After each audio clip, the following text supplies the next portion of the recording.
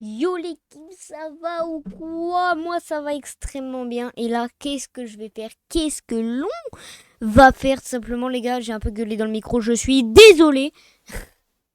Et donc ce qu'on va faire aujourd'hui, mesdames et messieurs, c'est que l'on va tout simplement réagir aux gens les plus chanceux du monde. On avait déjà fait la première partie, la première vidéo de ma chaîne, ça vous avait extrêmement plu. Vous avez demandé un objectif de 3 likes.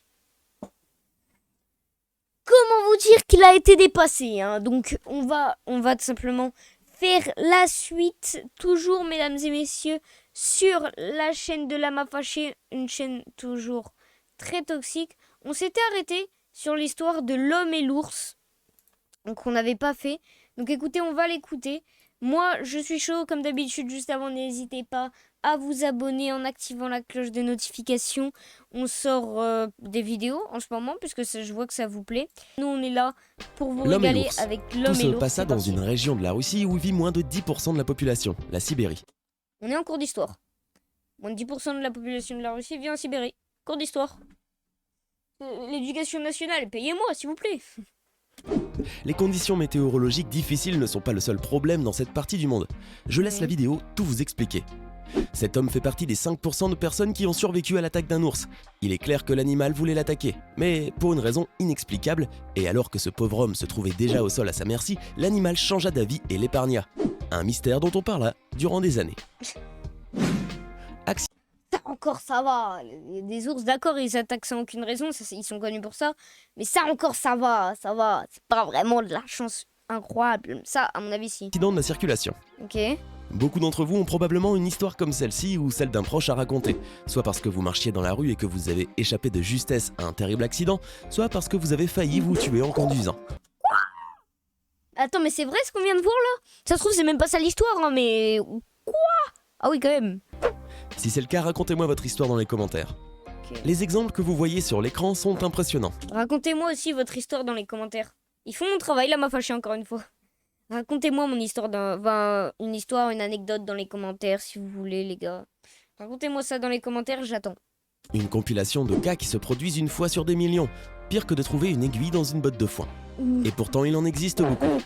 Mais voilà, j'ai dû en restreindre le nombre. En tout cas, une chose est sûre, si vous êtes sorti indemne d'un accident de la circulation, c'est que vous êtes chanceux. Et ce qui est encore plus certain, c'est qu'il en faut beaucoup moins que tout ce que vous voyez pour se considérer comme une personne très chanceuse. Ah oui, putain. Tsutomu Yamaguchi. Ah, mais en fait, c'était tout ça les trucs. Ah ouais, chaud. Il y a des C'est gens qui, comme lui? ça, dont on ne saurait trop dire Tsutomu s'ils sont Yamaguchi. les hommes les plus malchanceux au monde ou au contraire s'ils ont le cul bordé de nouilles. Vous ne voyez absolument pas ce que je veux dire.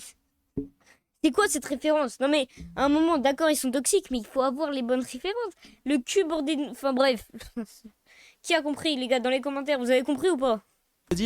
Alors l'histoire de Tsutomu Yamaguchi devrait vous éclairer. Tsutomu Yamaguchi est âgé d'une petite trentaine d'années lorsqu'il est à Hiroshima pour affaires, un certain 6 août 1945.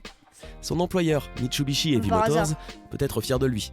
Depuis 3 mois qu'il est dans la ville, il a passé de beaux et Pourquoi comme par hasard? Vous allez comprendre pourquoi. Ceux qui connaissent pas, vous allez comprendre. Hiroshima, 45, bref, vous allez comprendre. juteux contrats, et c'est le cœur léger qu'il s'apprête enfin à rentrer chez lui avec ses 2 collègues de travail. 7h45 du matin, fringant et joyeux, Tsutomu sort de son hôtel et se dirige vers la gare la plus proche. 8h du matin, il réalise qu'il vient d'oublier ses papiers au bureau.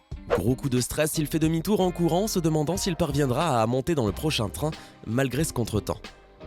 8h15 du matin, le bombardier américain Enola Gay Say hello to Webflow, Oh, pas une the world's pub. most powerful all-in-one design platform. vient de larguer Little Voilà Boy, pour ça. le surnom très sympathique donné à la toute première bombe nucléaire de l'histoire, lâchée sur une population civile. Au loin, Tsutomu voit un étrange objet tomber du ciel à seulement 3 km de lui. 2 petits parachutes amortissent sa chute. Le temps semble s'être arrêté l'espace de quelques secondes. Bientôt le ciel devient blanc, comme un énorme flash d'appareil photo boosté aux stéroïdes. Et puis, plus rien. 9h du matin, Tsutomu ouvre les yeux. Depuis combien de temps est-il allongé là au milieu des gravats? Aucune idée. Un bourdonnement insupportable l'empêche d'entendre quoi que ce soit autour de lui.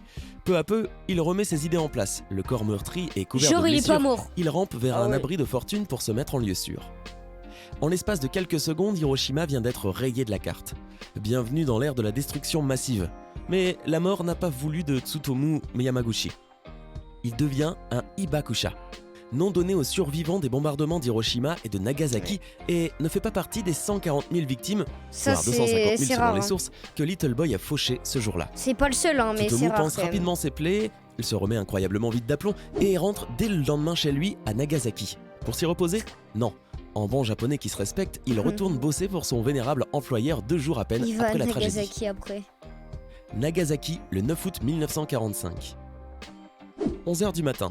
Tsutomu Yamaguchi, les mains encore tremblantes, raconte Encore à son supérieur l'horreur de la scène qu'il a vécue 3 jours plus tôt. C'est le moment que choisit le bombardier américain Boxcar pour larguer Fatman au-dessus de la ville. Cet honnête japonais est pour la seconde fois de sa vie plongé dans l'enfer d'un bombardement atomique. 70 000 victimes sont à déplorer cette fois. Oh non. Aura-t-il autant de chance qu'à Hiroshima et sortira-t-il indemne de ce carnage? Oui, du moins physiquement. Oh.